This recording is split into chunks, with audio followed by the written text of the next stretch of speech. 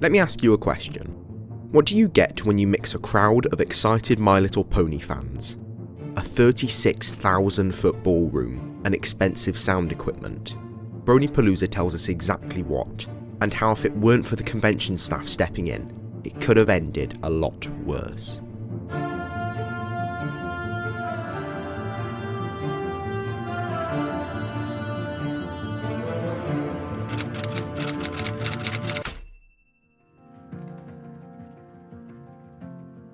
BronyCon 2013 was the world's biggest My Little Pony convention to date. The event surpassed everyone's expectations, drawing in 8,407 attendees. Bronies stormed the halls of the Baltimore Convention Center, hoping to see panels hosted by their favourite voice actors, show writers, and comic creators. With the show's massive boom in popularity, it had an enormous impact on the local economy. For example, 2015's round had an economic impact of $5.5 million. So the event required much more planning and working with the Baltimore Tourism Board. In 2013, management structures were reorganised and a lot more thought was put into suit the growing herd of fans.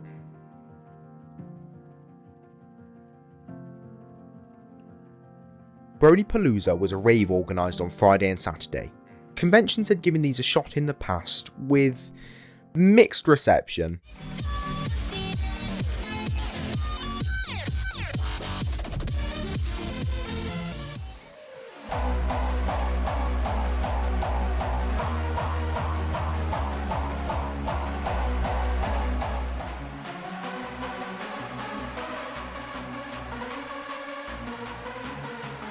But BronyPalooza 2013 was set to feature 33 musicians of all different varieties, each showcasing some of the best musical talent the fandom had to offer.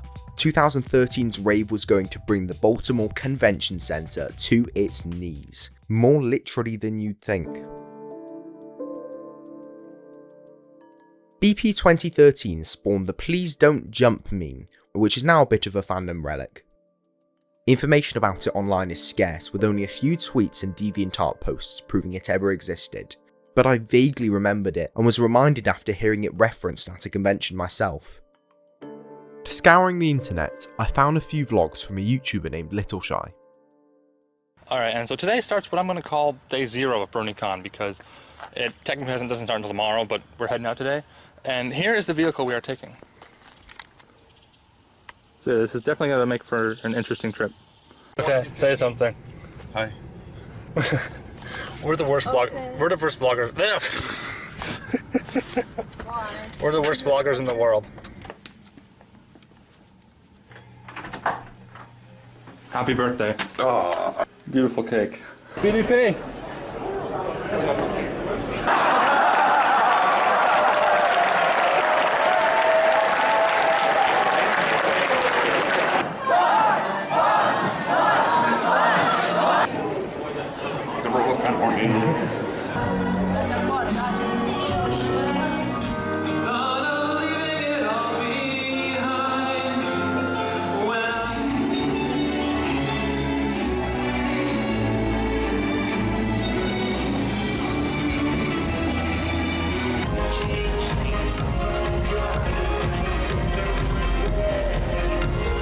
I don't think we're recording anything more today, so who knows what tomorrow brings. Bye. Yep, bye. Well, it's all going to be one after the other, so I'm just going to cut myself. Please make your way down the hall as quickly as possible. Take your seat and listen up for the panel. Por favor, deben de bajar las puertas.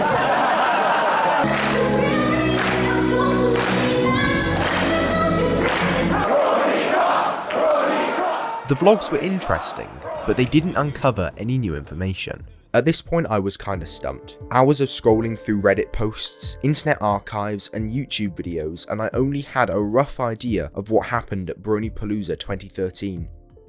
With nowhere left to go, no leads and an incomplete story, I dropped LittleshyFiM a DM on Discord. I went to bed that night, doubtful this mystery could be solved, unknowing that I was about to hit the jackpot. LittleshyFiM linked a reused Discord server full of old BronyCon staff and volunteers. From there, I got in contact with con chairs, event leads, and through a bit of detective work, even managed to contact the head of audio visuals during the incident. The puzzle pieces began to fit together, and after 2 months, I finally knew what happened at BronyPalooza 2013. With 2013 being their first year in Baltimore, staff decided the main event stage should be stationed in the 36,752-foot ballroom on level 400, which was where the issue began.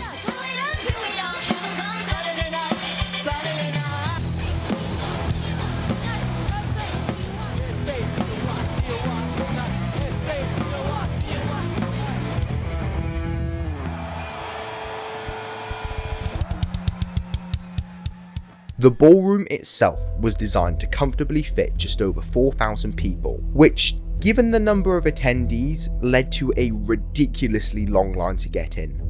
Surprisingly enough, when you fill a 36,000-foot hall with bronies and loud sound equipment, you get one thing: jumping. As the night continued, the acts ramped up and the crowd began to jump. Sets from musicians like the Living Tombstone and the Laser Show from Laserpone 3 made fans go insane, and over the night the herd of bronies began excessively leaping up and down. This didn't go unnoticed by BronyCon staff. The AV team downstairs were having a particularly wild time when they noticed the ceiling above them was flexing. Not to mention, the absolute volume coming from BronyPalooza was bringing complaints to staff from all directions. Panels hosted in other rooms were interrupted, and attendees in the room itself were subject to extremely loud music. BronyPalooza 2013 claimed it would be the biggest Brony concert in the world, and it sure didn't disappoint. It was basically just a real-life Twitch chat. Apparently, it was so loud that it could even be heard from the other side of the convention center, and it blasted the bass chords from their speakers.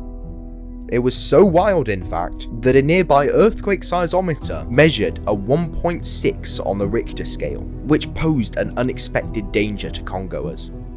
It may have looked concerning to the AV team, but the flexing of the floor was actually the way the centre had been designed. In anticipation of events like this, the floors had been planned to have give in them, rather than just breaking when under too much pressure. But there was, however, real danger. The truss and towers that held the lighting and sound equipment were not designed to be on a flexing floor. If the sheer force from the jumping and the flexing it caused was to get any worse, there was a risk of something falling on the crowd. What didn't help were the showrunners, unaware of the danger, openly encouraging the horde of bronies. Okay, at Everfree, we were able to actually make a Richter scale 1 earthquake by jumping. Can we do that now?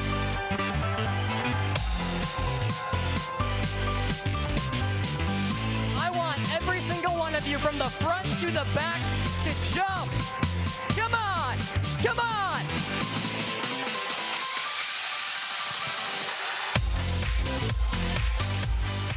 This ultimately caused more shaking and increased the risk.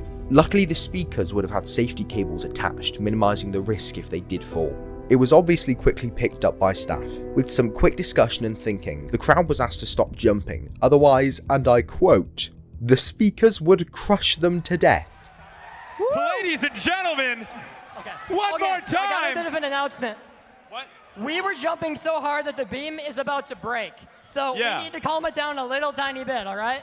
No, really, okay, I'm gonna real talk you guys, seriously. You see these things up here that I was talking about earlier? They're hundreds of pounds of speakers that cost a lot of money. Also, they will crush you to death.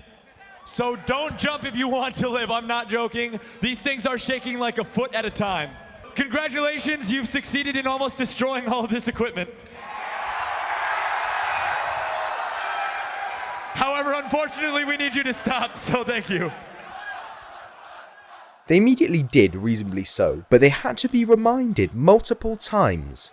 Those things above you are heavy, and when you're jumping up and down, the ceilings rattle, and those become unstable. So for your own safety, for the safety of the equipment, and for the safety of the musicians performing tonight, we are asking you to refrain from jumping. You can dance, you can mosh, you can do whatever else to your heart's content, but jumping is a big no. Having said that, we are not only asking you not to jump, but we are demanding it of you. And you know what happens when BronyCon doesn't get its demands? We cut the show. So if you jump and that starts to rattle, then everyone goes home. So do you guys want to see a show tonight? Sweet, then don't jump, please. The constant reminding eventually led to the infamous chant, and thus a meme which would go down in fandom history was born. Holy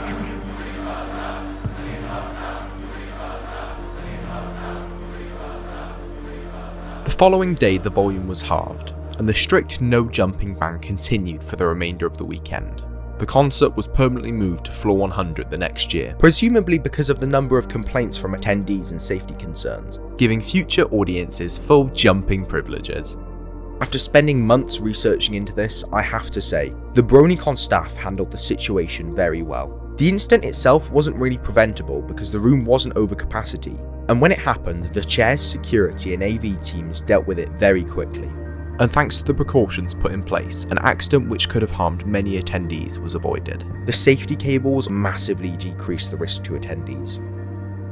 BronyPalooza itself continued for many years, but 2013 would go down in history as the year Bronies almost broke the convention centre.